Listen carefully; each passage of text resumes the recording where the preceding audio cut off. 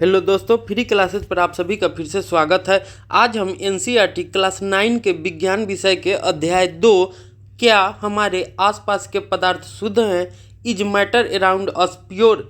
इसका मतलब होता है कि क्या पदार्थ शुद्ध हैं या नहीं शुद्ध हैं, उसके बारे में हम इस अध्याय में चर्चा करेंगे और सीखेंगे कि कौन कौन से पदार्थ हमें शुद्ध होते हैं और कौन कौन से जो पदार्थ हैं वो अशुद्ध होते हैं।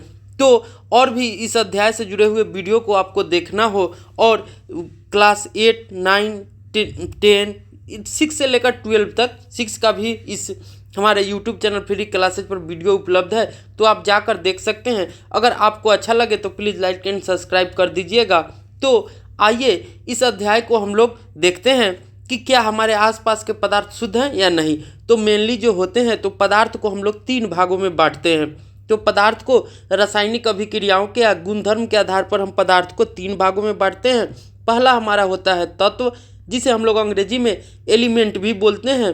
दूसरा हमारा होता है यौगिक, जिसे हम लोग कंपाउंड बोलते हैं।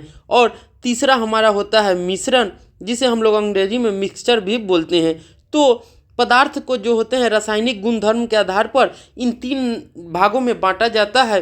तो जो हमारा तत्व होते हैं, यौगिक होते हैं, ये शुद्ध रूप में होते हैं। ये जो होते हैं शुद्ध रूप में होते हैं, लेकिन जो मिश्रण होते हैं वो अशुद्ध होते हैं।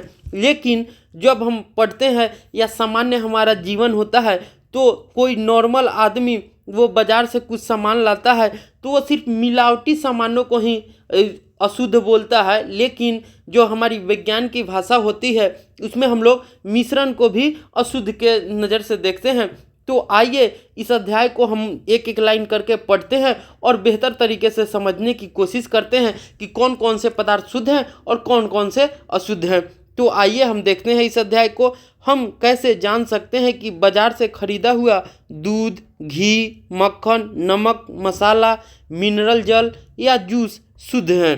तो हम बाजार से जो सामान खरीदते हैं वो शुद्ध है या अशुद्ध है, उसकी हम लोग कैसे जान पाते हैं। क्या आपने कभी इन खाने वाले पदार्थों को डिब्बे के ऊपर शुद्ध शब्द पर ध्यान दिया है। एक साधारण व्यक्ति के लिए शुद्ध का अर्थ होता है कि पदार्थ में कोई मिलावट न हो। एक जो नॉर्मल व्यक्ति होगा, साधारण व्यक्ति होगा, उसके लिए जो शुद्ध शब्द का अर्थ होगा, वो शुद्ध शब्द का अर्थ क्या हो जाता है कि पदार्थ में कोई मिलावट न हो। लेकिन वैज्ञानिकों ने ये सभी वस्तुएं विभिन्न पदार्थों के मिश्रण हैं, अतः शुद्ध नहीं है। और विज्ञान की भाषा में ये जो सभी पदार्थें हैं वो शुद्ध नहीं है, क्योंकि ये जो वस्तुएं हैं सभी विभिन्न पदार्थों के मिश्रण से बने हुए हैं, इसलिए ये शुद्ध नहीं है। उदाहरण के लिए दूध, जल, वसा, प्रोटीन आदि का मिश्रण है। जब एक वैज्ञानिक किसी पदार्थ को शुद्ध कहता है तो इसका तात्पर्य है कि उस पदार्थ में मौजूद सभी कण सामान्य रासायनिक प्रवृत्ति के हैं। यदि कोई वैज्ञानिक किसी पदार्थ को शुद्ध कह रहा है तो उसका मतलब होता है कि जो पदार्थ में मौजूद सभी कण होंगे, उनकी प्रवृत्ति जो होगी, प्राकृतिक होगी, वो रासायनिक जो प्रकृति होंगी उनकी सभी समान होंगे, तभी वह शुद्ध पदार्थ है। एक शुद्ध पदार्थ एक ही प्रकार के कणों से मिलकर बना होता है। तो कोई शुद्ध पदार्थ है, प्योर मैटर है, वो एक ही पदार्थ के कणों से मिलकर बने होते हैं। जब हम अपने चारों ओर देखते हैं तो पाते हैं कि सभी पदार्थ जो होते हैं 2 या 2 से अधिक शुद्ध अवयवों के मिलने से बने हैं। उदाहरण के लिए समुद्र का जल, खनिज, मिट्टी आदि सभी जो है कि ये मिश्रण है। तो हम देख सकते हैं कि मिश्रण क्या है, समुद्र का जल है, खनिज है, मिट्टी है, आदि क्या है, सभी मिश्रण है।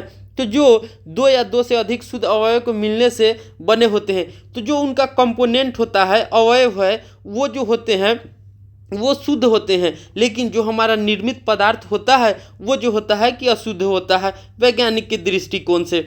अब हम आगे देखते हैं मिश्रण क्या है। मिश्रण क्या है तो उसे समझने के लिए हम लोग चर्चा करते हैं। तो हमने देखा था कि जो मिश्रण होते हैं वो एक या एक से अधिक शुद्ध तत्वों या यौगिकों के मिलने से बनता है। तो हम कह सकते हैं कि जो हमारा मिश्रण होगा, तो मिश्रण किसे कहेंगे, तो मिश्रण एक या एक से अधिक शुद्ध तत्वों या यौगिकों के मिलने से जो पदार्थ बनता है उसे ही हम लोग मिश्रण बोलते हैं या मिक्सचर कहते हैं। हम जानते हैं कि जल में घुले हुए सोडियम क्लोराइड को वाष्पीकरण या आसवन विधि द्वारा जल से पृथक किया जाता है। तो हम जानते हैं कि जो जल में अगर सोडियम क्लोराइड घुले हुए हैं तो उसे हम लोग वाष्पीकरण या आसवन विधि द्वारा हम लोग अलग कर सकते हैं। यद्यपि सोडियम क्लोराइड, जिसे हम लोग NaCl भी बोलते हैं, इसका सूत्र क्या होता है? NaCl। आपने एक शुद्ध पदार्थ है और इसे भौतिक विधि के द्वारा इसके रासायनिक अवयवों को पृथक नहीं किया जा सकता। तो जो प्रक्रियाएं होती हैं या जो कोई पदार्थ बनता है, अगर शुद्ध पदार्थ ही रहेंगे तो उसे हम लोग सिर्फ रासायनिक प्रक्रिया द्वारा ही अलग कर सकते हैं। भौतिक विधि द्वारा जो होते हैं उसके अवयव को पृथक नहीं किया जा सकता है। इसी प्रकार चीनी एक पदार्थ है क्योंकि यह एक ही प्रकार के शुद्ध अवयव को रखता है और इसका यौगिक समान रहता है। पेय पदार्थ और मिट्टी में एक समान कण नहीं होते हैं और कोई भी जो हम लोगों को पीते हैं जैसे कोल्ड ड्रिंक्स ये वगैरह, वही पेय पदार्थ है। और मिट्टी है वो शुद्ध एक समान के कण नहीं रहते हैं, उनमें अलग अलग तत्व या यौगिक के कण मिले होते हैं। शुद्ध पदार्थ किसी भी स्रोत से प्राप्त हो सकते हैं, इसके अभिलाक्षणिक गुण एक समान होंगे। जो शुद्ध पदार्थ होंगे वो हमें कहीं से भी मिले, उनके जो गुण होंगे, अभिलाक्षणिक जो गुण होंगे, वो एक समान होते हैं। इस प्रकार हम कह सकते हैं कि मिश्रण एक से अधिक शुद्ध पदार्थ होते हैं। तो जो मिश्रण होते हैं वो एक से अधिक शुद्ध पदार्थों के मिलने से बनते हैं। अब हम आगे देखते हैं 2.1.1 में मिश्रण के प्रकार। तो मिश्रण के प्रकार क्या क्या होते हैं? तो हम जानते हैं कि जो मिश्रण होते हैं उनको मेनली दो प्रकार होते हैं। एक हमारा होता है समांगी मिश्रण और दूसरा होता है विषमांगी मिश्रण। समांगी मिश्रण को हम लोग अंग्रेजी में होमोजीनियस मिक्सचर बोलते हैं और विषमांगी मिश्रण को हम लोग हेट्रोजीनियस मिक्सचर बोलते हैं।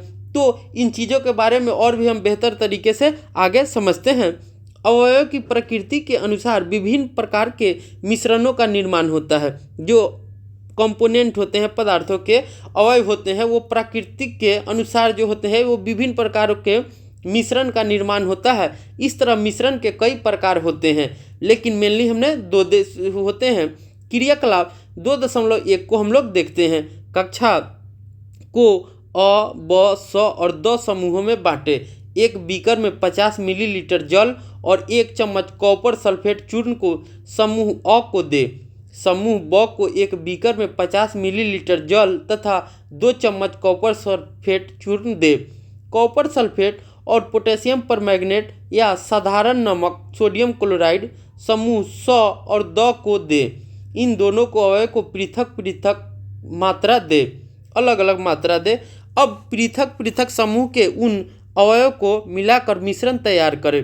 उनके रंग और बनावट के आधार पर एक रिपोर्ट तैयार करें। समूह अ और ब को एक मिश्रण प्राप्त होता है जिसकी बनावट समान होती है। इस तरह के मिश्रण को हम समांगी मिश्रण कहते हैं। तो वैसे मिश्रण जिसकी बनावट समान हो, वैसे मिश्रण जिसकी बनावट समान हो उसे हम समांगी मिश्रण कहते हैं अथवा विलयन कहते हैं। क्या कहते हैं? समांगी। अगर बनावट एक समान होगा तो वो समांगी मिश्रण कहलाता है।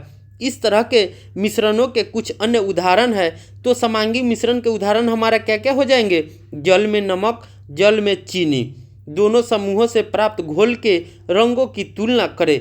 यद्यपि दोनों समूहों के पास कॉपर सल्फेट का घोल है, लेकिन उन दोनों घोलों के रंगों की तीव्रता पृथक पृथक है, मतलब अलग अलग है। यह दिखलाता है कि समांगी मिश्रण पृथक पृथक संघटन रख सकते हैं। तो जो समांगी मिश्रण होते हैं वो अलग अलग संघटन रख सकते हैं। समूह स और द ने जो मिश्रण प्राप्त किया है उनके अंश भौतिक दृष्टि से पृथक है और जो स और द को जो मिश्रण प्राप्त हुआ है वो भौतिक दृष्टि से अलग है। इस तरह के मिश्रण को हम लोग विषमांगी कहते हैं। और कह सकते हैं तो विषमांगी मिश्रण क्या हो जाएगा हमारा? तो वह मिश्रण जिसकी बनावट जो हो एक जैसी न हो, अलग अलग हो, वो हमारा क्या कहलाता है? विषमांगी मिश्रण कहलाता है। सोडियम क्लोराइड, जैसे कि सोडियम क्लोराइड और लोहे की कील छीलन। जो सोडियम क्लोराइड में जब हम लोहे की कील की छीलन डालेंगे तो वो उनके दोनों के पार्टिकल जो होंगे, कण होगा, वो एक समान नहीं रहेंगे, अलग अलग रहते हैं। एक और उदाहरण हमारा हो सकता है नमक और सल्फर। नमक और सल्फर को जब हम आपस में मिलाएंगे तो उसके भी कण जो रहते हैं अलग अलग रहते हैं।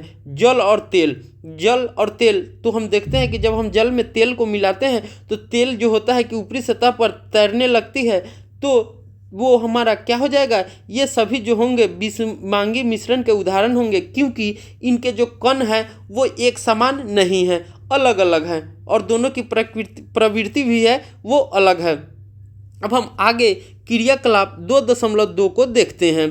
आइए पुनः कक्षा को 4 समूहों अ, ब, स और द में बांटे। प्रत्येक समूह को नीचे दिए हुए नमूनों में से एक दे। समूह अ को कॉपर सल्फेट के कुछ क्रिस्टल दे। समूह ब को 1 चम्मच कॉपर सल्फेट दे। समूह स को चौक का चूर्ण या गेहूं का आटा दे। समूह द को दूध स्याही की कुछ बूंदें दे। छात्रों को कांच की छड़ की सहायता से नमूनों में जल मिलाने को कहे। क्या कण में जल दिखाई देते हैं? अब टॉर्च से प्रकाश की किरण को बीकर पर डालें। इसको सामने देखें। क्या प्रकाश की किरण का मार्ग दिखाई देता है?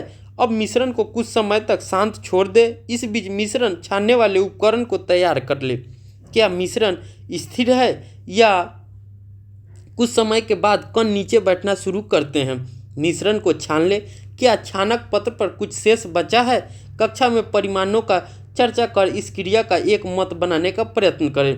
तो जो हम इस पर अभिक्रिया को करेंगे तो जब देखेंगे तो उसे हम छानेंगे, तो जब जो हमारा छानक पत्र होगा जिस पे हम छानेंगे उस पे हम लोगों को देखना है कि कुछ बचता है या नहीं बचता है। अगर बचता है तो उसकी चर्चा करेंगे कि ये ऐसा क्यों हो रहा है, और नहीं बचता है तो ऐसा क्यों है। समूह अ और ब का 1 विलयन पाते हैं। समूह स एक निलंबन पाता है। तो हम देखते हैं कि जो समूह हमारा अ और ब है 1 विलयन पाते हैं, जिसे हम समांगी भी बोले थे मिश्रण। समूह स एक निलंबन पाता है। समूह द कोलाइडी विलयन पाता है। तो विलयन क्या होते हैं, निलंबन क्या है, कोलाइडी विलयन क्या है, इसको हम लोग देखते हैं। अब विलयनों, निलंबनों और कोलाइडी विलयनों के बारे में पढ़ेंगे। तो हम आगे इसमें देखेंगे कि जो हमारा निलंबन किसे कहेंगे, विलयन क्या है, कोलाइडी विलयन क्या है, उसके बारे में पढ़ेंगे। उससे पहले हम चित्र 2.2 को देख लेते हैं, निस्पंदन छानने की प्रक्रिया। तो जो मुड़ा हुआ ये हमारा क्या है, छानक पत्र है। ये हमारा छानक पत्र है गोलाकार, इसको हम लोग मोड़ चुके हैं। ये हमारा छानक पत्र है शंकु आकार के, इसको हम लोग कीप भी बोलते हैं। तो कांच की छड़, छानक पत्र के साथ सगलन कीप, निरथरा हुआ द्रव, कीप, परखनली और छाना हुआ द्रव। तो हम छानेंगे और जो बचेगा तो हम देखते हैं कि जो समूह में क्या क्या बचते हैं। तो हमने देखा था कि समूह अ और ब में 1 विलयन पाया था, समूह स एक निलंबन पाया था और समूह द जो था कि एक कोलाइडी विलयन प्राप्त किया था। अब हम आगे विलयन क्या है उसके बारे में हम लोग पढ़ते हैं। विलयन जो होते हैं वो 2 या 2 से अधिक पदार्थों का समांगी मिश्रण है। तो कभी भी आपसे पूछे कि विलयन किसे कहते हैं तो हम लोग कहेंगे कि जब 2 या 2 से अधिक पदार्थों का समांगी मिश्रण या कोई अनुपात में मिलाया जाता है तो वह हमारा विलयन कहलाता है या सॉल्यूशन कहलाता है। आप प्रतिदिन बहुत प्रकार के विलयनों को देखते हैं, जैसे कि नींबू जल, सोडा जल आदि क्या है, विलयन के उदाहरण है। तो नींबू जल, सोडा जल ये सभी जो है कि विलयन के उदाहरण हैं।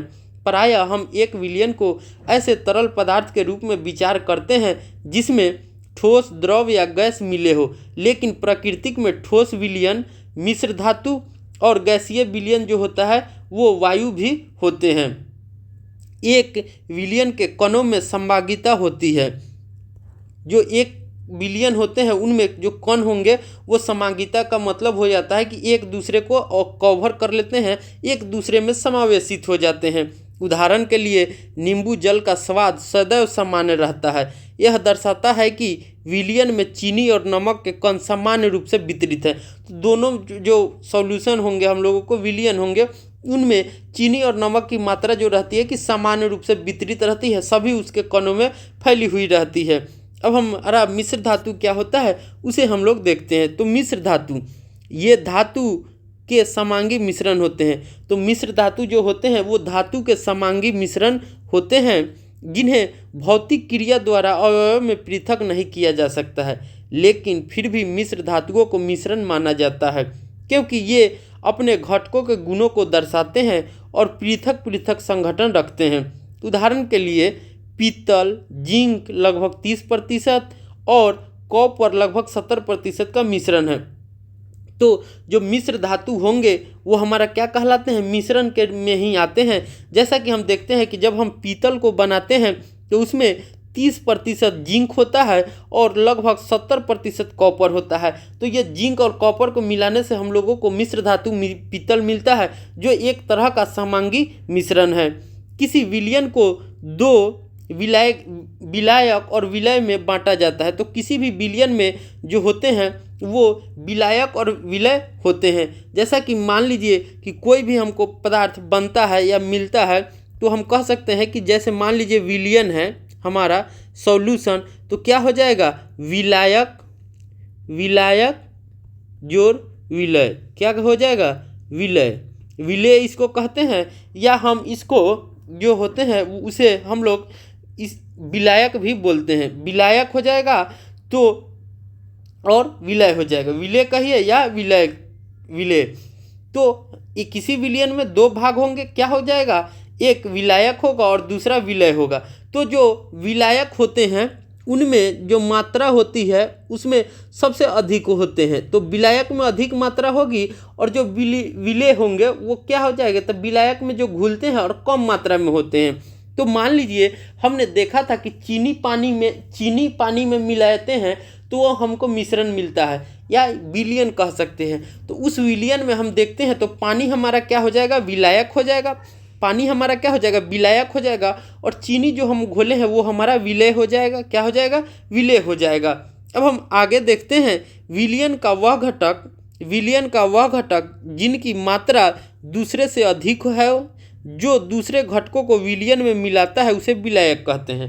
तो किसी पदार्थ वह मात्रा जो दूसरे घटक को विलयन में मिलाता है उसे हम लोग क्या बोलते हैं, तो उसे हम लोग विलायक बोलते हैं। विलयन का वह घटक जो कम मात्रा में होता है, जो विलायक में घुला होता है, उसे विलय कहते हैं। तो जो विलायक में घुला हुआ होगा उसे हम लोग विलय कहेंगे, और जो दूसरे घटक में विलयन में मिलता है, सबसे अधिक मात्रा में रहता है, अधिक मात्रा में रहेगा, वो हमारा क्या कहलाएगा, विलायक कहलाता है। आगे हम देखते हैं उदाहरण के लिए चीनी और जल का विलयन एक तरल घोल है। तो चीनी और जल का विलयन जो है एक तरल घोल है और ठोस का उदाहरण है। इसमें चीनी विलय है और जल विलायक है। आगे हम देखते हैं आयोडीन और एल्कोहल का विलयन, जिसे टिंजर आयोडीन भी कहते हैं।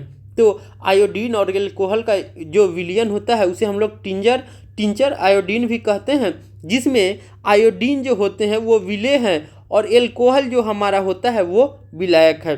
जैसे आगे हम देखते हैं वात युक्त पेय जैसे सोडा जल, कोक इत्यादि तरल विलयन में गैस के रूप में है। इसमें कार्बन डाइऑक्साइड गैस विलय है और जल क्या होते हैं, वो विलायक होते हैं।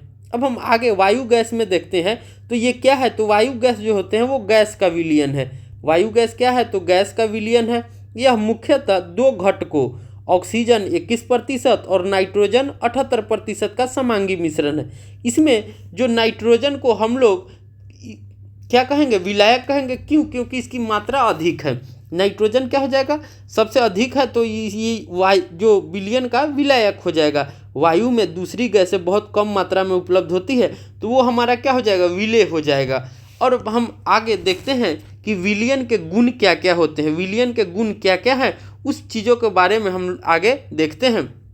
विलयन एक समांगी मिश्रण है। जो विलयन होते हैं वो हमारा समांगी मिश्रण है। विलयन के कण व्यास में 1 नैनोमीटर 10⁹ मीटर से भी छोटे होते हैं। तो जो विलयन के कण होंगे वो 1 नैनोमीटर होते हैं, जो जिसे हम लोग 10⁻⁹ मीटर भी कहते हैं, से भी छोटे होते हैं, इनसे भी वो छोटे होते हैं। इसलिए आँख से नहीं देखा जा सकता, वो छोटे होते हैं इसलिए हम उन्हें आँख से नहीं देख सकते हैं। अपने छोटे आकार के कारण विलयन के कण गुजर रही प्रकाश की किरणों को फैलाते नहीं हैं, इसलिए विलयन में प्रकाश का मार्ग दिखाई नहीं देता। तो हम देखते हैं कि जो विलयन होते हैं उनमें उनके कण जो होते हैं बहुत छोटे होते हैं। क्या होते हैं, बहुत छोटे होते हैं, इसलिए वो गुजर रही प्रकाश की किरणों को फैलाते नहीं हैं, इसलिए विलयन में प्रकाश का मार्ग हमें दिखाई नहीं देता है। आगे हम देखते हैं कि विलयन का अगला गुण क्या है। तो छानने की विधि द्वारा विलय के कणों को विलयन में से पृथक नहीं किया जा सकता। तो जब हमने छानने की विधि देखी थी, उसके द्वारा जो होते हैं वो विलयन से पृथक हम लोग नहीं कर सकते हैं। विलयन को शांत छोड़ देने पर भी विलय के कण नीचे नहीं बैठते, अर्थात विलयन अस्थायी है। तो जो हम विलयन को बनाकर छोड़ देंगे तभी जो विलयन में जो होते हैं वो विलय के कण जो होते हैं वो नीचे नहीं बैठते हैं। तो हम कह सकते हैं कि विलयन हमारा क्या है, अस्थायी है। आगे अब हम देखते हैं विलयन की सांद्रता। जो विलयन की सांद्रता है वो कैसी होती है। तो हम जानते हैं कि जो विलयन की सांद्रता होती है वो मेनली तीन चीज़ें होती हैं, उनको समझना है। तो एक होता है तनु और एक होता है सांद्र। एक होता है तनु, एक होता है सांद्र। और जो विलयन की प्रवृत्ति होती है मेनली वो हमारा संतृप्त होता है और असंतृप्त होता है। क्या होता है, संतृप्त होता है, असंतृप्त होता है। तो तनु विलयन क्या होते हैं, सांद्र क्या है, या विलयन की सांद्रता क्या है, तो उसके बारे में हम लोग देखते हैं। क्रियाकलाप 2.2 में हमने देखा कि समूह अ और समूह ब के पास एक ही पदार्थ के विभिन्न आभाओं के रंगों के विलयन है। हम लोग जानते हैं कि विलयन में पृथक मात्रा में विलायक और विलेय होते हैं। तो हम जानते हैं कि जो विलयन होते हैं उनमें विलायक और विलेय होते हैं। विलयन में मौजूद विलेय पदार्थ की मात्रा आधार पर उसे तनु, सांद्र और संतृप्त घोल में कहा जा सकता है। तो जो विलयन होते हैं, तो हम जानते हैं कि विलयन में विलायक और विलेय होते हैं। विलयन में क्या होते हैं, विलायक और विलेय होते हैं। तो जो विलयन है वो तनु है या सांद्र है या संतृप्त है या असंतृप्त है, ये जो होती है ये चीज़ें वो विलेय की मात्रा पर निर्भर करती है। ये किस पे निर्भर करती है, विलेय की मात्रा पर निर्भर करती है। यदि मान लीजिए कि हमारा जो है कि जो विलेय की मात्रा कम है तो वो क्या होगा, तनु होगा।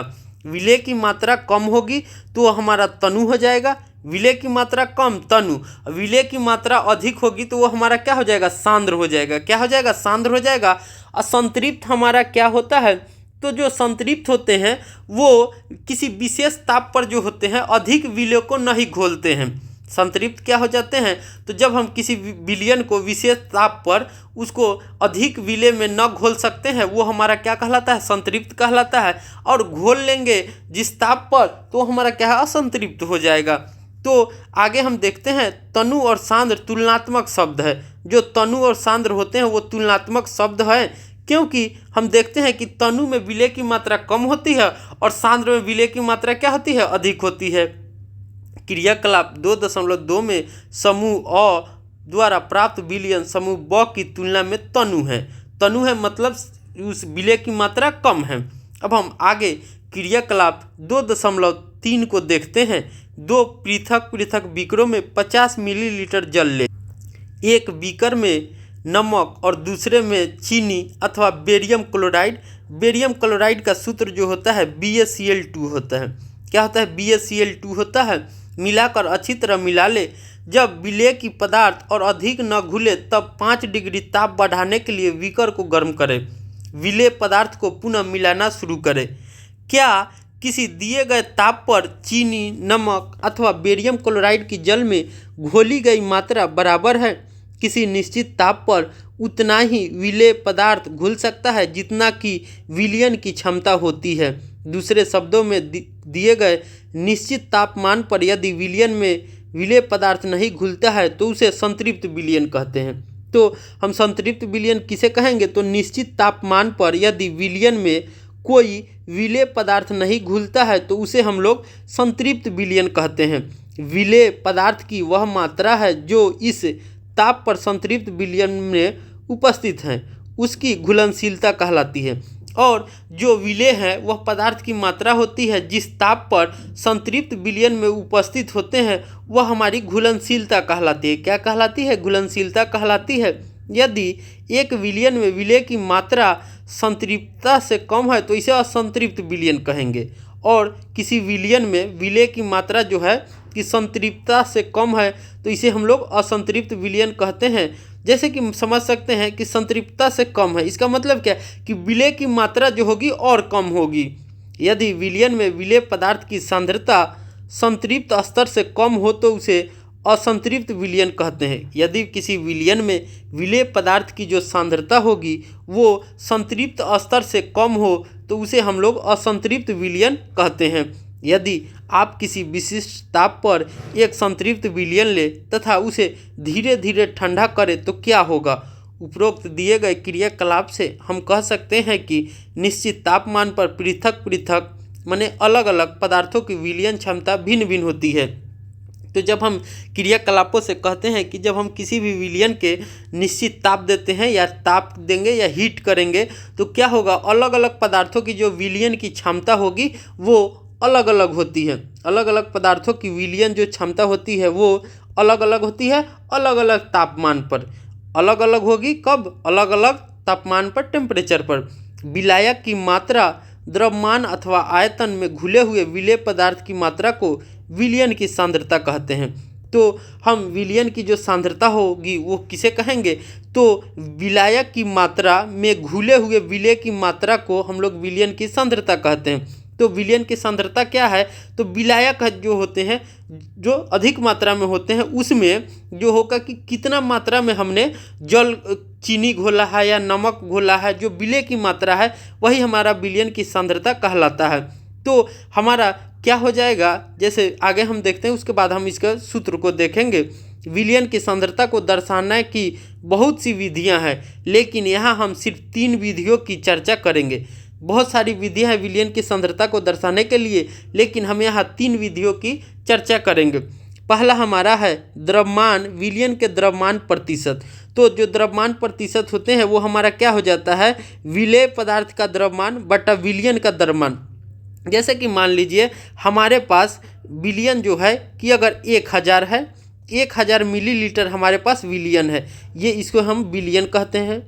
विलयन 1000 मिलीलीटर है। मान लीजिए इसमें हमारा जो विलायक है वो हमने 700 है। जो विलायक जो होगा कि वो हमारा 700 मिलीलीटर है, तो जो विलेय होगी वो कितनी हो जाएगी, विलेय होगी वो कितनी हो जाएगी 300 मिलीलीटर।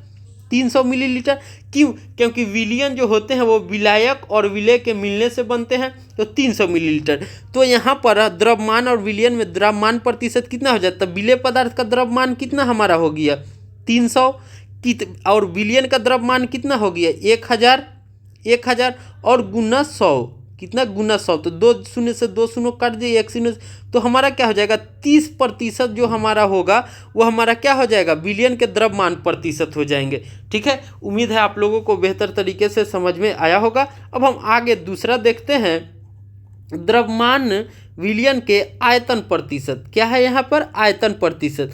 तो आयतन प्रतिशत क्या होता है, विलेय पदार्थ का द्रव्यमान विलयन का आयतन गुना 100।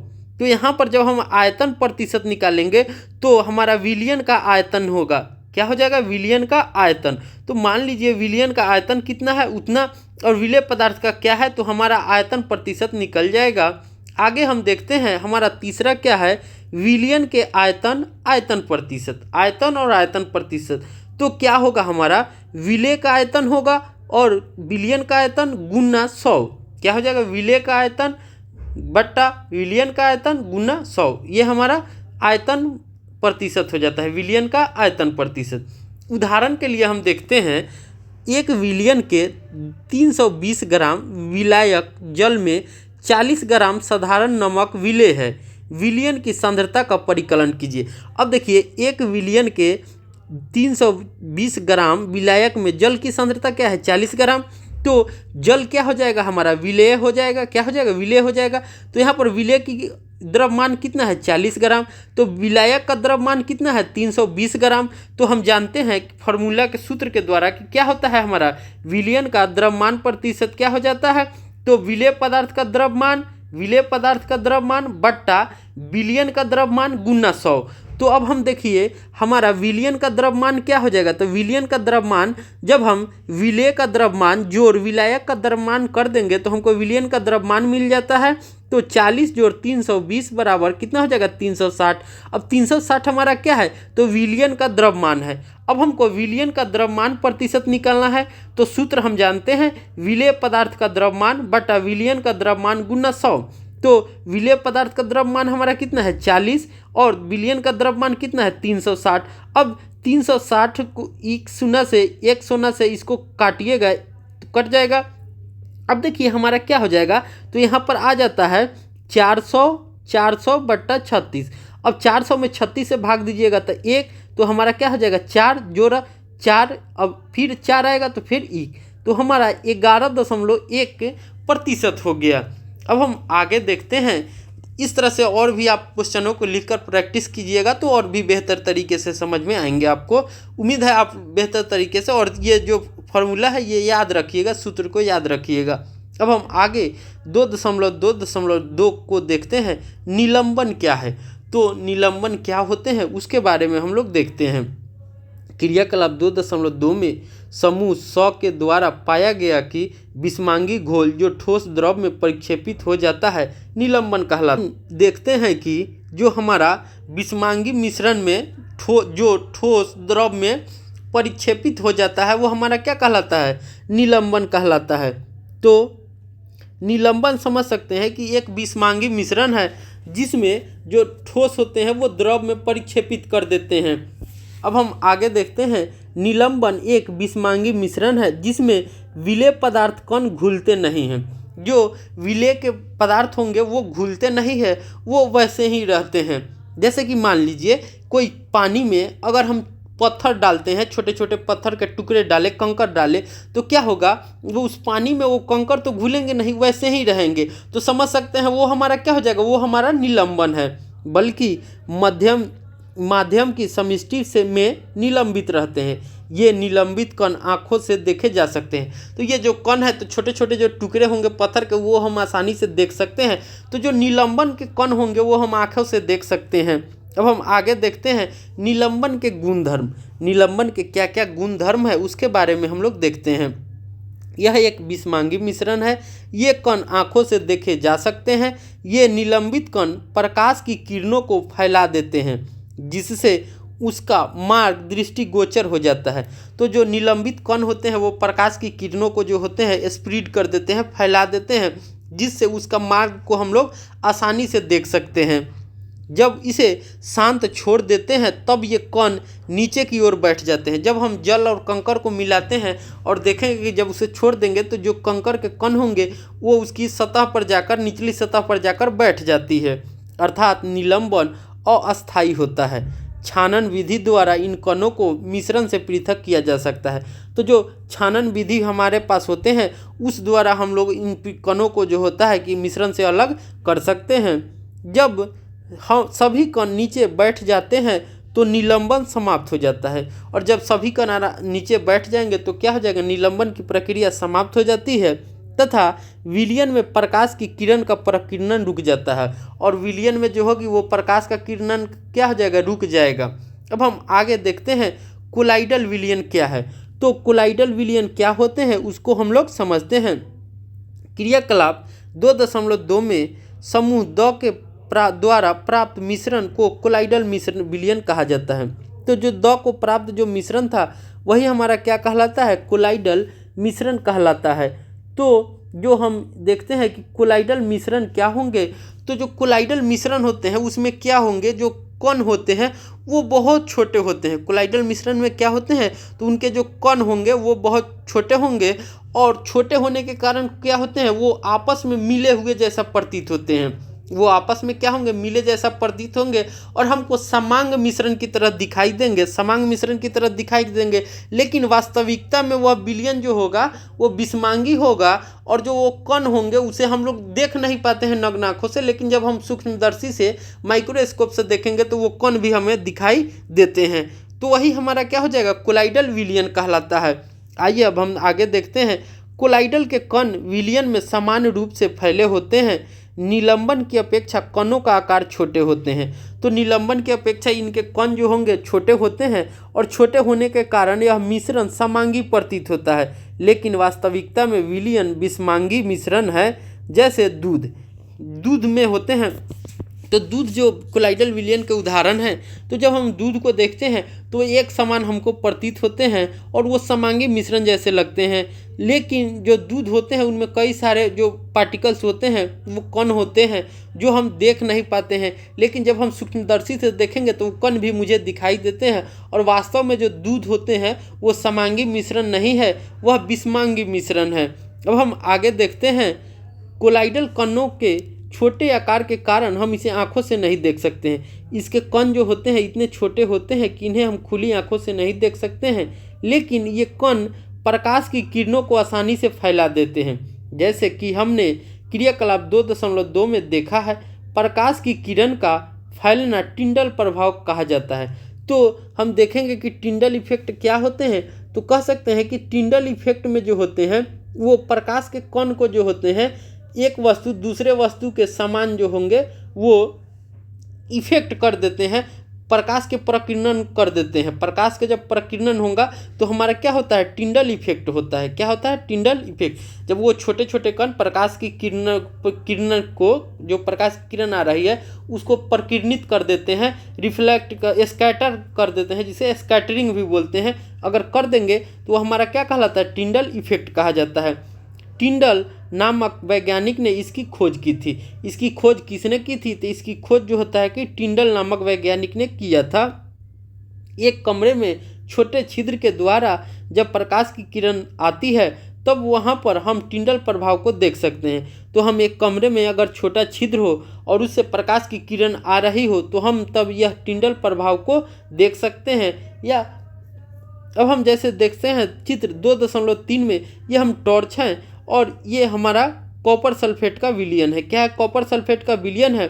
जब हम प्रकाश देते हैं तो इस पर टिंडल प्रभाव को नहीं दर्शाता है। दूध तथा पानी का मिश्रण टिंडल पर जो प्रभाव होते हैं उसे दर्शाता है।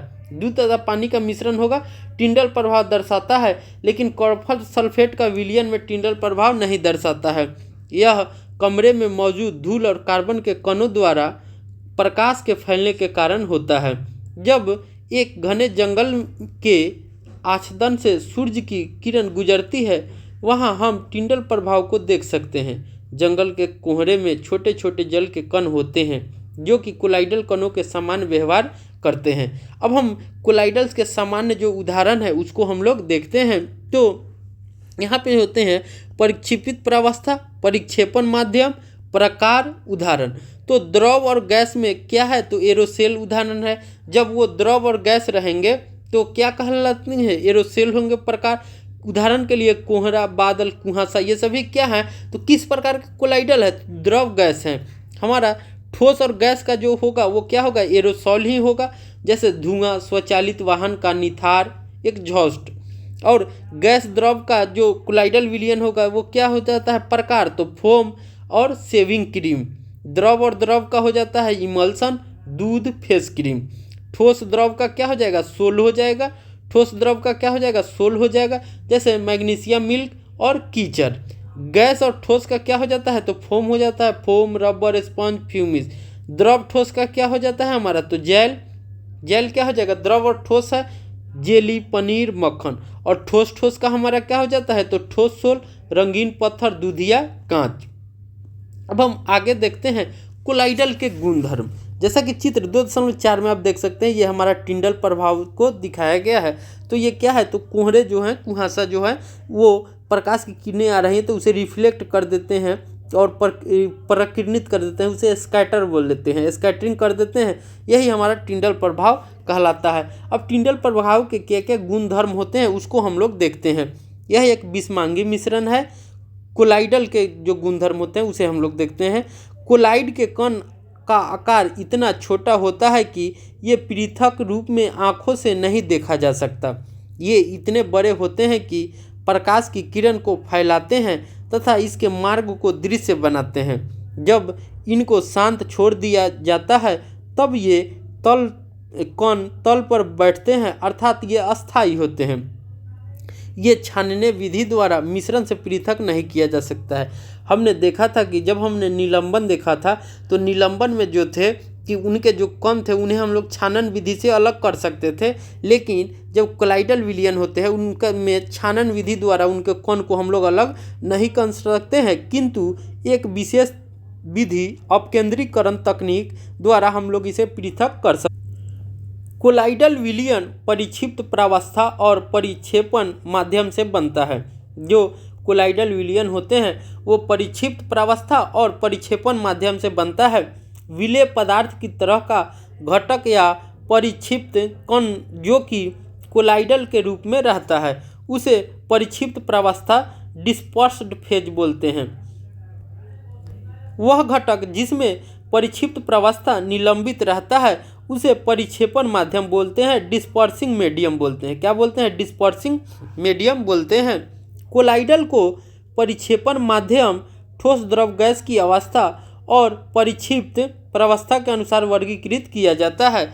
जैसा कि सारणी 2.1 में हमने कुछ उदाहरण भी देखे थे। अब हम आगे देखते हैं भौतिक एवं रासायनिक परिवर्तन।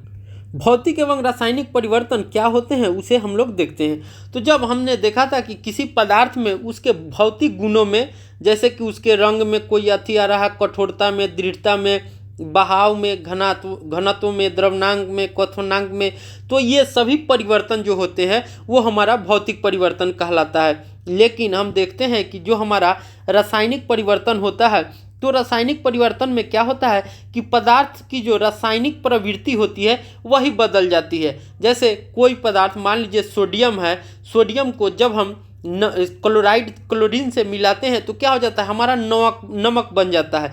तो नमक जो होता है कि एक अलग पदार्थ का है, लेकिन जो सोडियम और क्लोरीन है वो दोनों का गुण अलग अलग है, लेकिन मिलने से वो एक तीसरा पदार्थ बन रहा है नमक, जिसका गुण अलग है। तो इस प्रकार के जो परिवर्तन होंगे जिससे किसी नए पदार्थ का उत्पन्न होंगे वो हमारा रासायनिक परिवर्तन कहलाता है।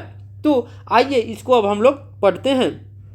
पिछले अध्याय में हमने पदार्थों के भौतिक गुणों के बारे में अध्ययन किया था, जिसमें ऐसे गुण जिनका हम अवलोकन एवं वर्णन कर सकते हैं, जैसे कि रंग, कठोरता, दृढ़ता, बहाव, घनत्व, द्रव्यनांक, क्वथनांक इत्यादि जो होते हैं वो हमारा भौतिक गुण कहलाते हैं।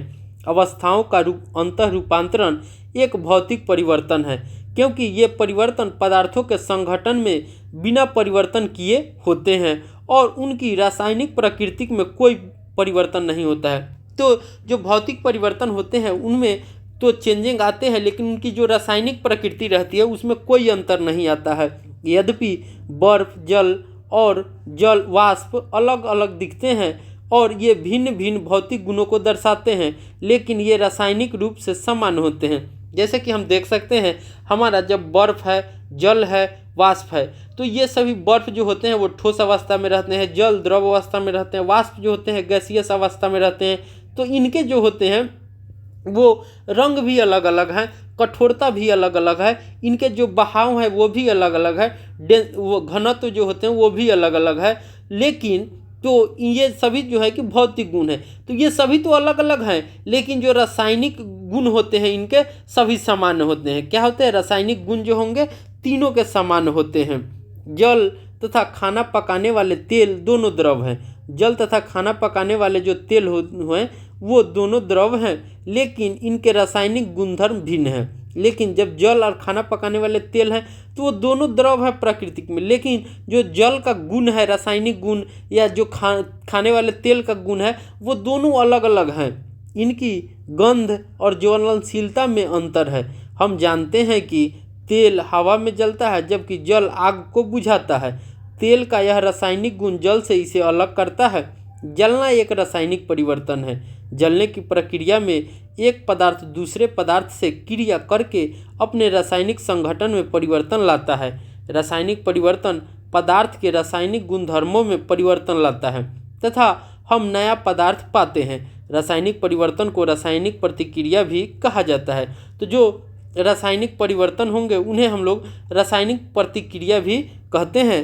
अब देख सकते हैं मोमबत्ती के जलने की प्रक्रिया में भौतिक एवं रासायनिक दोनों परिवर्तन होते हैं। तो हम देखते हैं कि जो हमारा मोमबत्ती को जब हम जलाते हैं तो उस प्रक्रिया में भौतिक और रासायनिक दोनों परिवर्तन होते हैं। क्या आप इनकी पहचान कर सकते हैं? तो हम देख सकते हैं कि जब हम मोमबत्ती को जलाते हैं तो जो उनके साथ साथ वो जल कर फिर मोम बन जाते हैं, जल कर क्या हो जाते हैं, फिर मोम बन जाते हैं, तो हम उसका यूज कर सकते हैं। तो वो हमारा क्या है, भौतिक परिवर्तन है। क्या है, भौतिक परिवर्तन है। लेकिन जो मोमबत्ती में लगे हुए तार कपड़े के होते हैं या फीते होते हैं, वो तो जल जाते हैं, तो उसका जलना क्या हो जाएगा, वो रासायनिक परिवर्तन होगा, क्योंकि वो कन्वर्ट होकर राख में बदल जाता है। फिर उससे दूसरा जो हम पदार्थ है वो ऐसा अथी बना नहीं सकते हैं फीता, तो वो हमारा क्या हो जाएगा, रासायनिक हो गया। लेकिन उसके बगल से मोम का जलना वो भौतिक परिवर्तन हो जाएंगे। अब हम आगे देखते हैं 2.4 में शुद्ध पदार्थों के क्या प्रकार। जो 2.4 में जो शुद्ध पदार्थ होते हैं उनके क्या क्या प्रकार है उसके बारे में हम लोग देखते हैं। पदार्थों को उनके रासायनिक संगठन के आधार पर तत्व यौगिक में वर्गीकृत किया जाता है। तो मेनली जो शुद्ध पदार्थ होते हैं उन्हें हम लोग 2 भागों में बांटते हैं। किस में बांटते हैं, 2 भागों में, तत्व और यौगिक के रूप में बांटते हैं। तो अब हम 2.4.1 में तत्व के बारे में देखते हैं, जिसे हम लोग अंग्रेजी में एलिमेंट भी बोलते हैं। क्या बोलते हैं, एलिमेंट भी कहते हैं। तो आइए तत्व क्या होते हैं उसके बारे में हम लोग देखते हैं। रॉबर्ट बॉयल पहले वैज्ञानिक थे जिन्होंने 1661 ईस्वी में सर्वप्रथम तत्व शब्द का प्रयोग किया था। तो उनका नाम क्या था, रॉबर्ट बॉयल, जिन्होंने तत्व शब्द का सर्वप्रथम उपयोग किया था। फ्रांस के रसायनज्ञ एंटोनी लॉरेंट लवाइजिए सन 1743 से सन 1794 ने सबसे पहले तत्व की परिभाषा का प्रयोग द्वारा प्रतिपादित किया। लेकिन सबसे पहले जो तत्व शब्द था वो कौन दिए थे, रॉबर्ट बॉयल दिए थे। लेकिन जो एंटोनी लॉरेंट लवाइजियर थे उन्होंने तत्व की परिभाषा को सबसे पहले परिभाषित किया था। तत्व की परिभाषा को किसने परिभाषित किया था, तो लवाइजियर, या उनका पूरा नाम था एंटोनी लॉरेंट लवाइजियर, किया गया था। उनके अनुसार जो तत्व का जो परिभाषा था तो वो क्या था कि तत्व पदार्थ का वह मूल रूप है जिसके रासायनिक प्रतिक्रिया द्वारा अन्य सरल पदार्थों में विभाजित नहीं किया जा सकता। तो तत्व जो होते हैं वह पदार्थ का मूल रूप होते हैं जिसे रासायनिक प्रतिक्रिया द्वारा भी अन्य सरल पदार्थों में विभाजित नहीं किया जा सकता, माने उसको तोड़ा नहीं जा सकता है तत्व को। तो तत्व जो होते हैं वो शुद्ध रूप में होते हैं। तत्वों को साधारणतः धातु, अधातु और उप धातु में वर्गीकृत किया जा सकता है। तो जो मेनली तत्व होते हैं उन्हें हम लोग 3 भागों में बांटते हैं। तत्वों को 3 भागों में हमने बांटते हैं। पहला हमारा होता है धातु, दूसरा अधातु और तीसरा हमारा हो जाता है उपधातु। धातु प्रायः दिए हुए निम्न गुणधर्मों में से सभी को कुछ कुछ को प्रदर्शित करता है। तो धातु जो होते हैं उनके निम्न गुणधर्म होते हैं, ये चमकीले होते हैं। तो जो धातु होते हैं वो चमकीले होते हैं। ये चांदी जैसी सफ़ेद या सोने की तरह पीले रंग की होती है। ये ताप तथा विद्युत की सुचालक होती है। तो जो धातु होते हैं वो ताप तथा विद्युत के सुचालक होते हैं। ये तन्य भी होती हैं और इनको तार के रूप में खींचा जा सकता है। जब हम किसी धातु को खींचे और वो पतला होता जाता है तार के रूप में, तो वो तन्य कहलाती है। वो क्या कहलाती है, तन्य कहलाती है। तो धातु को हम लोग आसानी से तन्य कर सकते हैं और खींच सकते हैं। आगे हम देखते हैं, ये आघातवर्ध होती है। इनको पीट कर महीन चादर में भी ढाला जा सकता है। तो जो धातु होती है वो आघातवर्ध होती है क्योंकि इनको हम लोग पीट कर महीन चादर की तरह भी बना सकते हैं। आगे ये प्रतिध्वनि पूर्ण होती है। ये जो होती है वो प्रतिध्वनि पूर्ण होती है, इको साउंड की तरह होती है। क्या होती है, इको साउंड की तरह होती है। वो जब हम किसी धातु पर चोट मारते हैं तो उससे एक आवाज़ सुनाई देती है और वो आवाज़ हमें 2-3 बार सुनाई देती है। जैसे एक बार आपने किसी धातु में मारा टन, तो वो टन टन की आवाज़ करती हुई गूंजती रहती है। वही हमारा क्या होता है, प्रतिध्वनि होता है। प्रतिध्वनि का मतलब क्या हो जाता है, वह ध्वनि जो किसी दीवार से टकरा कर पुनः हमारे पास लौट कर आती है वो हमारा प्रतिध्वनि कहलाती है। इसे अंग्रेजी में हम लोग इको भी बोलते हैं। अब हम आगे देख सकते हैं, जैसे सोना, चांदी, तांबा, लोहा, सोडियम, पोटेशियम इत्यादि धातु के उदाहरण हैं। तो जो धातु के उदाहरण क्या क्या है, तो सोना है। सोना का संकेत जो होता है Au होता है। चांदी का संकेत हमारा Ag होता है। तांबा का हमारा Cu होता है। लोहा का Fe होता है। सोडियम का Na होता है। पोटेशियम का K होता है। इत्यादि जो होते हैं वो धातु के उदाहरण है। पारा धातु होते हुए भी कमरे के तापमान पर द्रव है। जो पारा हमारा है, पारा वो धातु होते हैं, लेकिन ये कमरे के तापमान पर द्रव अवस्था में पाए जाते हैं। अधिकांश जो धातु होते हैं वो ठोस अवस्था में पाए जाते हैं। अधिकांश जो धातु होंगे वो ठोस अवस्था में पाए जाते हैं, लेकिन जो हमारा पारा जो है कि वो धातु होते हुए भी वो द्रव अवस्था में पाया जाता है। अधातुएं दिए गए निम्न गुणों में से प्रायः कुछ को या सभी को प्रदर्शित करती है। जो अधातु होते हैं उनके ये विभिन्न रंगों की होती है। ये ताप और विद्युत की कुचालक होती है। धातु जो होते हैं वो विद्युत के सुचालक होते हैं और अधातु जो होंगे वो विद्युत के कुचालक होते हैं। अधातु जो होती है वो चमकीली, प्रतिध्वनिपूर्ण और आघातवर्ध नहीं होती है। जो अधातु होती है वो उसमें चमक भी नहीं रहती है, वो प्रतिध्वनि माने जो उससे टकरा कर या किसी चीज़ से चोट मारेंगे तो आवाज़ हमें पुनः सुनाई नहीं देती है, वही हमारा प्रतिध्वनि होती है। आघातवर्ध का मतलब होता है कि अधातु को हम पीटेंगे तो वो पतली चादर की तरह, महीन चादर की तरह नहीं बनती है, वो टूट जाती है, बिखर जाती है। अधिकांश जो धातुएं रहते हैं वो गैसियस अवस्था में रहती है। अधिकांश जो अधातुएं होंगी वो गैसियस अवस्था में रहती हैं। जैसे कि हम एग्जाम्पल में देख सकते हैं, हमारा हाइड्रोजन, ऑक्सीजन, आयोडीन, कार्बन, कोल कोक, ब्रोमीन, क्लोरीन इत्यादि जो है अधातु के उदाहरण हैं। ये सभी क्या हैं? तो ये सभी हमारे अधातु के उदाहरण हैं। कुछ तत्व धातु और अधातु के बीच के गुणों को दर्शाते हैं और कुछ तत्व ऐसे भी होते हैं कि धातु और अधातु के बीच के गुणों को दर्शाते हैं, जिन्हें हम उपधातु कहते हैं। क्या कहते हैं उन्हें? हम लोग उपधातु कहते हैं। मेटलोइड भी कहा जाता है, जैसे कि बोरोन, सिलिका, जर्मेनियम, ये सभी क्या हैं? ये सभी जो होते हैं वो उपधातु हैं। अभी तक ज्ञात तत्वों की संख्या 100 से अधिक है। अभी तक हमने जितने भी तत्व ज्ञात हुए हैं वो 100 से अधिक है। लगभग अभी 118 तत्व हैं। कितने हैं? 118 तत्व हैं। इनमें से 52 तत्व प्राकृतिक हैं, जबकि शेष मानव निर्मित है। तो 118 तत्व में जो 52 तत्व है वो प्राकृतिक से हमें प्राप्त हुए हैं और शेष जो तत्व हैं वो मानव निर्मित है। अधिकतर तत्व ठोस होते हैं। जो अधिकतर तत्व होते हैं वो ठोस अवस्था में पाए जाते हैं। 11 तत्व कमरे के तापमान पर गैस होते हैं। जो 11 तत्व होते हैं वो कमरे के तापमान पर गैसीय अवस्था में रहते हैं।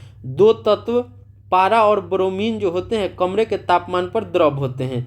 जो 2 तत्व होते हैं क्या क्या? तो पारा और ब्रोमीन जो कमरे के तापमान पर द्रव होते हैं। कमरे के तापमान पर क्या होते हैं? द्रव होते हैं। गैलियम या सीजियम तत्व कमरे के तापमान 303 केल्विन के कुछ अधिक तापमान पर द्रव अवस्था में ले लेते हैं। तो जो गैलियम है या सीजियम है वो कमरे के तापमान पर 303 केल्विन पर कुछ अधिक ताप देंगे तो क्या हो जाते हैं? द्रव अवस्था में चले जाते हैं। अब हम आगे 2.42 में देखते हैं यौगिक। यौगिक को हम लोग अंग्रेजी में कंपाउंड कहते हैं। क्या कहते हैं? कंपाउंड कहते हैं। तो जब 2 या 2 से अधिक तत्व या यौगिकों को जब निश्चित अनुपात में हम मिलाते हैं तो जो पदार्थ बनता है वह हमारा यौगिक कहलाता है। एक यौगिक वह पदार्थ है जो 2 या 2 से अधिक तत्वों के नियत अनुपात में रासायनिक तौर पर संयोजन से बनता है। जब 2 या 2 से अधिक तत्व आपस में मिलते हैं तो हम क्या पाते हैं? तो एक हम नया पदार्थ की उत्पत्ति होती है और एक नया पदार्थ बनता है। जैसा कि अब हम क्रियाकलाप 2.4 को देखते हैं। कक्षा को 2 समूहों में विभक्त करें। दोनों समूहों को 50 ग्राम लोहे का चूर्ण, 3 ग्राम सल्फर। लोहा का संकेत जो होता है Fe होता है, सल्फर का S होता है। चीनी मिट्टी की प्याली में दे। समूह ए लोहे के चूर्ण और सल्फर पाउडर को पीस कर मिलाए। समूह 2 लोहे के चूर्ण और सल्फर पाउडर को पीस कर मिलाए। मिश्रण को तीव्र ताप पर लाल होने दे, गर्म करें। अब ज्वाला को हटा दे तथा मिश्रण को ठंडा होने दे। समूह 1 और 2 प्राप्त सामग्री में चुंबकीय गुण की जांच करें। सामग्री के निकट एक चुंबक को भी लाए। जांच करें कि क्या सामग्री चुंबक की ओर आकर्षित होती है। दोनों समूहों द्वारा प्राप्त सामग्री के रंग और बनावट की तुलना करें। प्राप्त सामग्री के एक भाग में कार्बन डाइसल्फाइड CS होता है शायद। मिश्रण अच्छी तरह मिलाएं तथा छान लें। प्राप्त पदार्थ के दूसरे भाग में तनु सल्फ्यूरिक अम्ल H2SO4, क्या होता है H2SO4 सल्फ्यूरिक अम्ल का सूत्र है। तनु हाइड्रोक्लोरिक अम्ल HCl अम्ल को मिलाए। इस क्रियाकलाप के लिए अध्यापक का निर्देशन आवश्यक है। इस क्रियाकलाप को लोहा तथा सल्फर तत्वों के साथ अलग अलग दोहराएं, अवलोकनों का नोट करें। तो इस क्रियाकलाप को हम अलग अलग तरीके से दोहराएंगे और हम क्या क्या देखते हैं उसके बारे में हम लोग एक रिपोर्ट बनाएंगे, अवलोकन करेंगे। समूह ए द्वारा प्राप्त गैस हाइड्रोजन है, तो हम देखते हैं कि जो समूह ए है उसको प्राप्त गैस हाइड्रोजन होता है। यह रंगहीन, गंधहीन और ज्वलनशील है। तो हाइड्रोजन गैस जो होती हैं वो रंगहीन होती हैं, गंधहीन होती है और ज्वलनशील होती है। इनकी ज्वलनशीलता की जांच कक्षा में न करें। इनकी ज्वलनशीलता की जो जांच है वो हम कक्षा में न करेंगे, उससे हम लोगों को हानि भी या क्षति भी पहुंच सकती है। इसीलिए समूह 2 द्वारा प्राप्त गैस हाइड्रोजन सल्फाइड है। और जो समूह 2 द्वारा प्राप्त गैस क्या है, हमारा हाइड्रोजन सल्फाइड है। यह रंगहीन गैस है और इसकी गंध सड़े हुए अंडे जैसी है। जो हाइड्रोजन सल्फाइड होते हैं उसकी गंध जो होती है कि सड़े हुए अंडे जैसी होती है। आपने पाया कि दोनों समूहों द्वारा प्राप्त पदार्थ भिन्न भिन्न गुणों को दर्शाते हैं।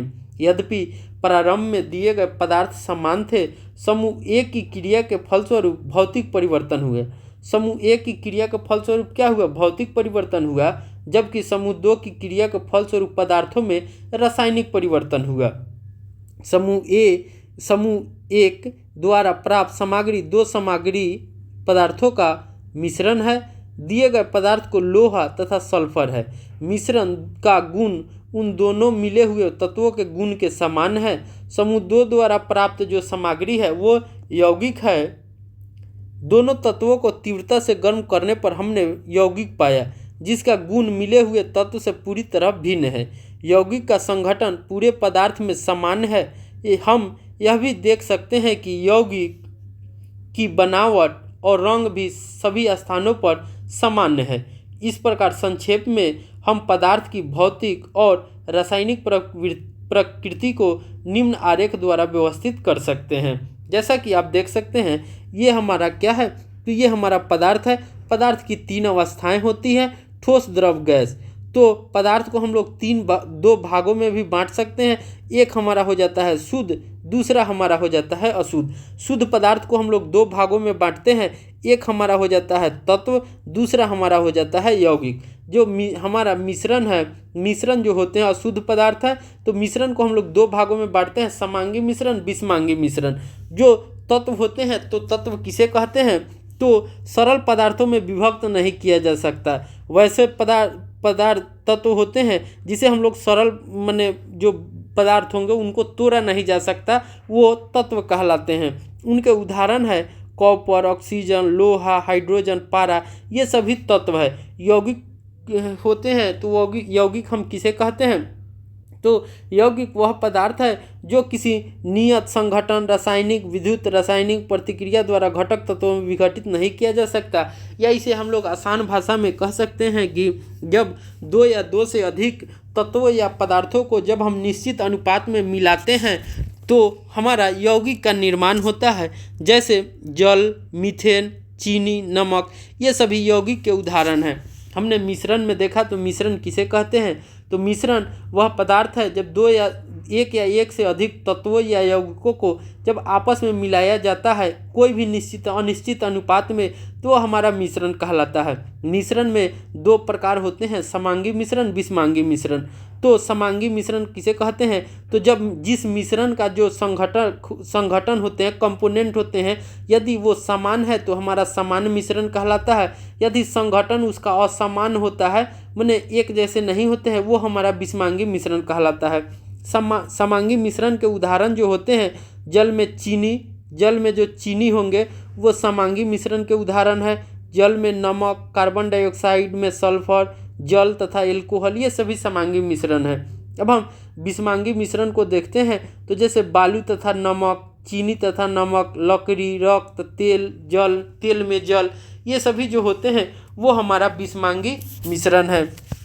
तो अब हम आगे देखते हैं कि क्या होते हैं, तो यहाँ पर मिश्रण और यौगिक सारणी में 2.2 सारणी में दिया हुआ है। यहाँ पर मिश्रण क्या होते हैं और यौगिक क्या होते हैं, उनके बीच के जो अंतर होते हैं उसको दिया हुआ है। तो मिश्रण किसे कहते हैं, तो तत्व या यौगिक केवल मिश्रण बनाने के लिए मिलते हैं।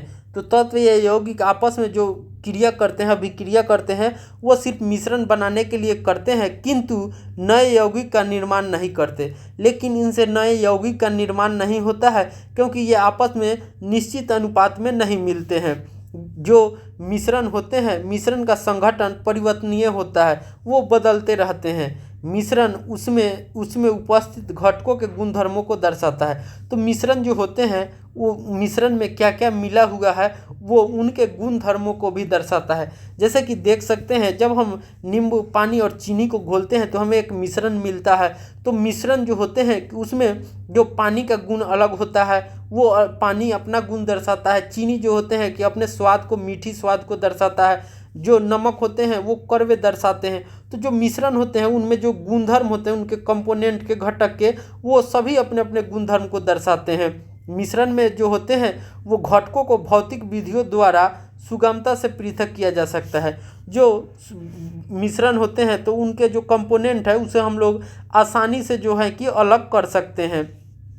जबकि यौगिक में हम देखते हैं कि तत्व क्रिया करके नए यौगिकों का निर्माण करते हैं। तो जो तत्व होते हैं वो आपस में एक या दो से अधिक तत्व आपस में मिलकर किसी यौगिक का निर्माण करते हैं।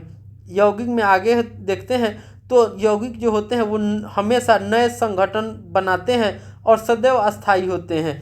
तो जब निश्चित अनुपात में कोई पदार्थ को मिलते हैं इसीलिए वो अस्थायी रहते हैं और हमेशा उनके जो पदार्थ बनते हैं वो नए होते हैं। उनके गुण भी अलग अलग नहीं होते, अलग अलग होते हैं, समान नहीं होते हैं। नए पदार्थ के गुणधर्म पूरी तरह से भिन्न होते हैं। जैसे कि हम देखते हैं कि जब हाइड्रोजन और ऑक्सीजन को आपस में मिलाते हैं तो हमारा जल बनता है। तो हम देखते हैं कि हाइड्रोजन जो हमारा है वो एक गैस है, ऑक्सीजन भी गैस है। तो जब दोनों को मिलाते हैं तो उनकी प्रकृति जो होती है अलग अलग होती है। लेकिन जब वही बनकर नए जल बनते हैं तो उनकी जो होती है वो स्वाद भी होती है, अलग होती है, और वो लिक्विड फॉर्म में रहते हैं, द्रव अवस्था में रहते हैं। तो इससे हम कह सकते हैं कि बनने वाले जो नए पदार्थ होते हैं उनके गुण धर्म जो होते हैं वो अलग होते हैं। आगे हम देखते हैं कि घटकों को केवल रासायनिक या वैद्युत रासायनिक प्रतिक्रिया द्वारा ही पृथक किया जा सकता है। जो यौगिक के कंपोनेंट है वो हम उसे रासायनिक या इलेक्ट्रिक केमिकल रिएक्शन द्वारा ही अलग कर सकते हैं। इस तरह से आसानी से हम उसे अलग नहीं कर सकते हैं। लेकिन हमने मिश्रण में देखा था कि उसे आसानी भौतिक विधि द्वारा भी किया जा सकता है। अब हम इस तरह से हमारा अध्याय समाप्त हो गया। अब हम इसके किन किन बिंदुओं पर चर्चा की है उसके बारे में हम लोग एक बार देखते हैं। तो हमने इस अध्याय में सीखा था कि जो हमारे पदार्थ होते हैं वो मिश्रण में एक से अधिक पदार्थ जो होते हैं कि आपस में मिलकर किसी मिश्रण में को बनाते हैं। तो मिश्रण में एक से अधिक पदार्थ किसी भी अनुपात में मिलने से होता है।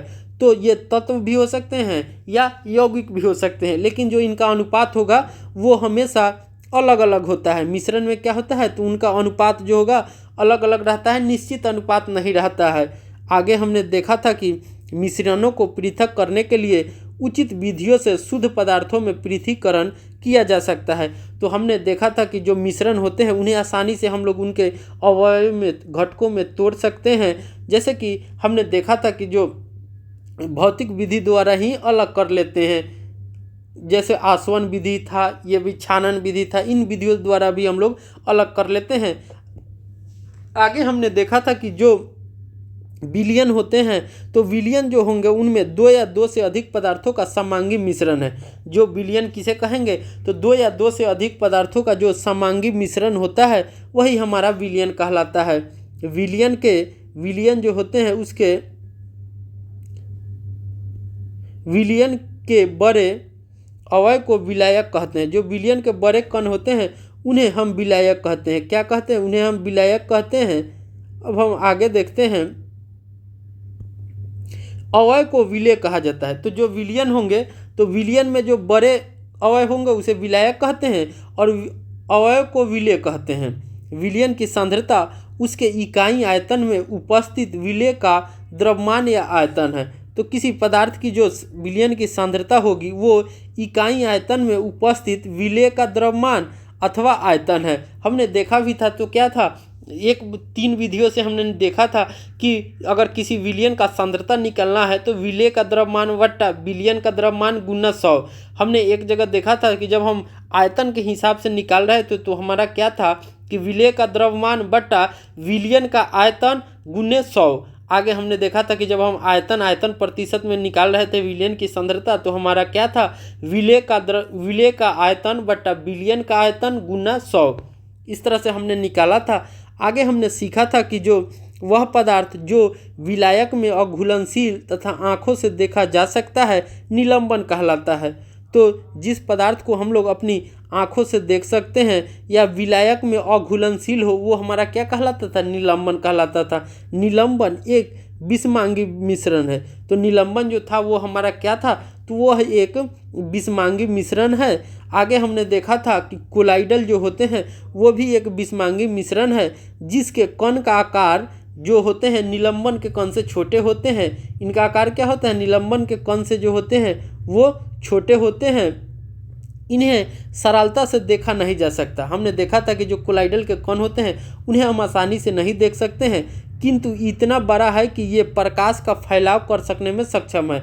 लेकिन ये इतने बड़े होते हैं कि ये जो होते हैं वो प्रकाश के, सूर्य के प्रकाश को फैलाव कर देते हैं, इसके प्रकीर्णित कर देते हैं, जिसे हम लोग टिंडल प्रभाव भी कहे थे। हमने आगे देखा था कि जो कोलाइडल उद्योग में तथा दैनिक जीवन में महत्वपूर्ण है।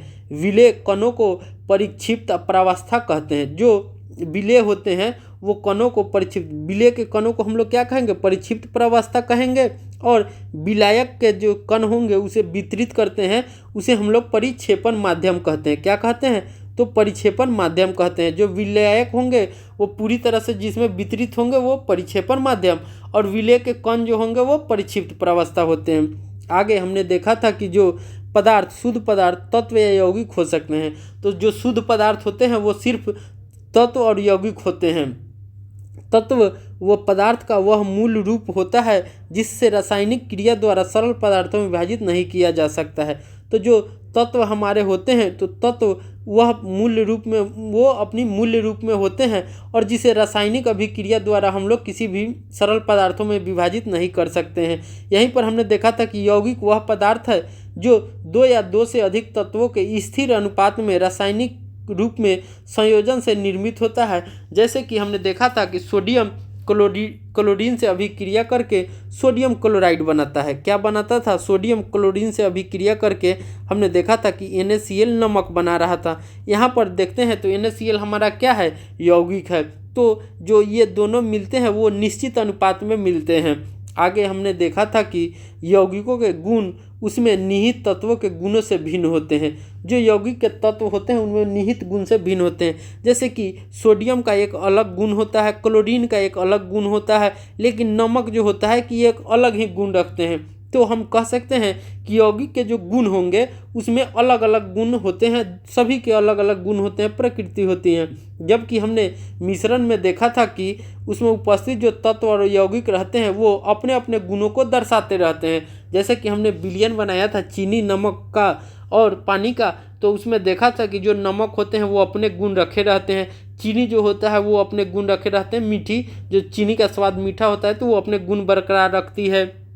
नमक जो कड़वा लगते हैं वो अपना गुण जल जो होते हैं वो अपना गुण बरकरार रखते हैं। तो मिश्रण में उपस्थित जो तत्व यौगिक होते हैं वो अपने गुण जो होते हैं वो रखे रहते हैं।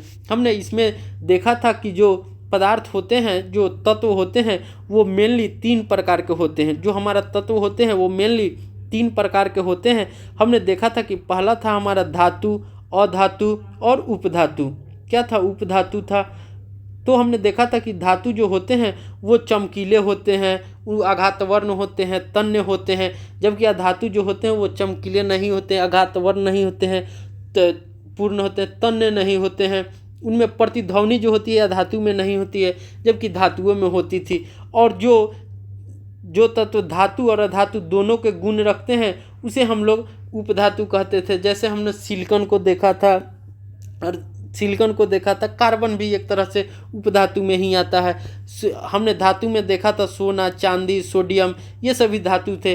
अधातु में हम लोग क्लोरीन, ब्रोमीन को भी देखा था और सीखा था। उम्मीद है आप लोगों को बेहतर तरीके से समझ में आया होगा। मैं एक और इस पे वीडियो एक बनाऊंगा तत्व यौगिक मिश्रण करके, जहां पर हम तत्व को कम से कम 20 तत्वों को याद करना सीखेंगे। यौगिक कैसे बनते हैं, उसके जो अम्लीय मूलक क्या होते हैं, क्षारीय मूलक क्या होते हैं, उन सभी चीज़ों पर भी हम चर्चा करेंगे, ताकि हमको बेहतर और बेहतर तरीके से समझ आए, ताकि हम आगे की क्लासों में भी जाएँ तो दिक्कत ना हो। और यहाँ पे हमको कम से कम 20 तत्व भी याद रखना है। तो उम्मीद है आप लोगों को ये वीडियो अच्छा लगा होगा, अच्छा लगेगा देखने में। अगर आपको कोई इस अध्याय से रिलेटेड या किसी भी अध्याय से रिलेटेड आपको कोई समस्या है तो आप हमारे कमेंट सेक्शन में लिख सकते हैं। आपकी समस्याओं को सुना जाएगा और बेहतर तरीके से और समझाने की कोशिश की जाएगी, ताकि आपको कोई एग्ज़ाम में दिक्कत ना हो और बेहतर तरीके से आप अपने एग्ज़ामों को दे सके और बेहतर रिजल्ट आ सके।